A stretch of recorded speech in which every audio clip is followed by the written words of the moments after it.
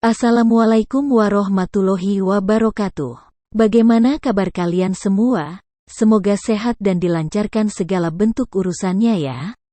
Di video kali ini, kita akan membahas tentang pernah alami kedutan mata? Berikut 10 artinya menurut Primbon Jawa. Dalam kitab Primbon Jawa, kedutan pada mata seseorang memiliki pertanda atau arti. Bisa dibilang bahwa kedutan di mata ini memiliki makna atau arti yang beragam menurut Primbon Jawa. Bahkan ada yang memiliki arti akan mendapatkan rezeki yang melimpah menurut Primbon Jawa.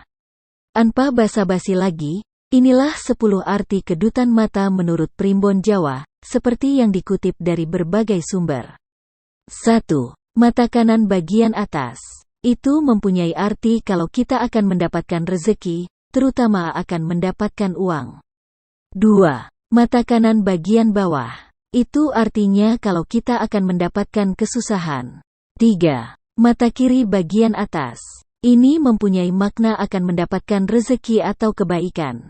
4. Mata kiri bagian bawah. Mempunyai arti kalau kita akan menangis. Di mana menangis punya makna yang luas, seperti sedih atau hal-hal lain. 5. Mata kanan di tempat keluar air mata. Mempunyai makna kalau kita akan menangis.